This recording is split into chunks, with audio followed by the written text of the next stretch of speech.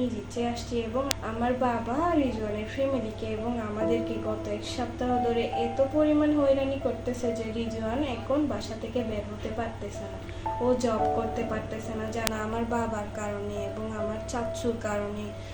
আমার শ্বশুর অনেক ভালো একজন মানুষ, উনি হার্টের রোগী, উনি এখন কারাগারে আছে।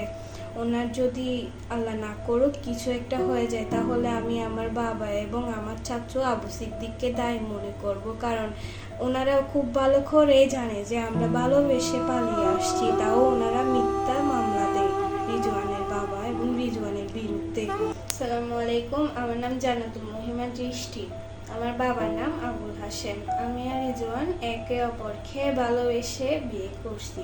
আমরা পালিয়ে আসছি। পালিয়ে আসার পর আমার ফ্যামিলি রিজওয়ানের ফ্যামিলিকে প্রশাসন দিয়ে অনেক হয়রানি করে এবং আমাদেরকে অনেক হয়রানি করে। আমার বিয়ের এখন 4 মাস রানিং। আমার বিয়ের 10 দিনের সময় আমার বাবা আমাদেরকে মেনে নিবে বলে বাসায় নিয়ে যায়। বাসায় নিয়ে যাওয়ার পর আমাদেরকে মেনে নেয় না, উল্টা আমাকে অনেক মারধর করে। রিজওয়ান এবং রিজওয়ানের বাবার নামে মিথ্যা সাক্ষী নিয়ে মামলা করে। মামলা করার পর আমি কিছুদিন পর আবার চলে আসি রিজওয়ানের কাছে এবং আমরা এতদিন সুখে শান্তিতে ছিলাম, অনেক সুখে শান্তিতে ছিলাম। কিন্তু গত 2-1 সপ্তাহ ধরে আমার বাবা প্রশাসন দিয়ে অনেক হয়রানি করতেছে এবং যার কারণে রিজওয়ানের বাবাকে প্রশাসন থেকে কারাগারে নিয়ে যাওয়া হয়।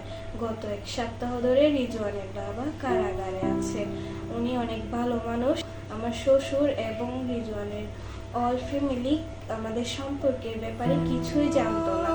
আমরা ভালোবেসে একে অপরকে আমরা নিজ ইচ্ছেই চলে আসছি। আমাদেরকে এখানে কেউ জোর করে নাই, আমরা নিজ ইচ্ছে আসছি এবং আমরা যে আসবো এটা সম্পর্কে রিজওয়ানের ফ্যামিলি কোনো প্রকার হেল্পও করে নাই, আর ওরা জানতো না এই বিষয়ে।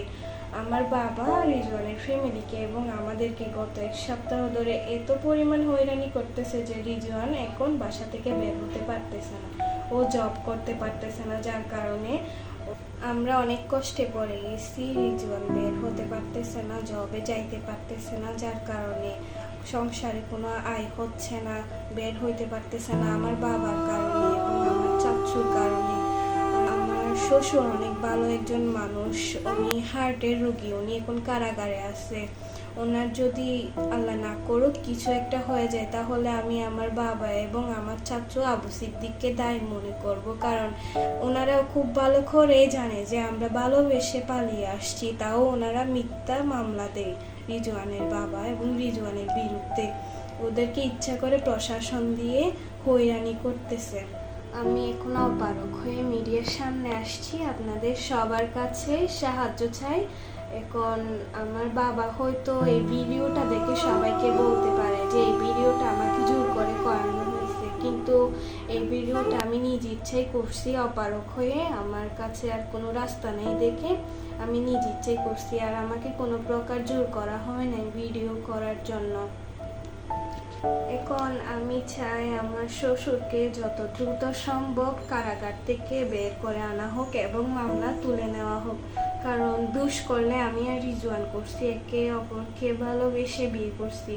আমাদের ভালোবাসা যদি দোষের হয়ে থাকে তাহলে দোষের শাস্তি আমাদের পাওয়া উচিত। উনি হার্টের রোগী, উনি একজন অনেক ভালো মানুষ, সৎ মানুষ, ওনার শাস্তি পাওয়ার কোনো অধিকার নাই। আর আমি আপনাদের কাছে এই বিষয়ে বিচার দিয়ে গেলাম, আপনাদের কাছে সাহায্য চাচ্ছি। আপনারাও যদি সাহায্য না করেন তাহলে আমাদের মরে যাওয়া ছাড়া আর কোনো উপায় থাকবে না।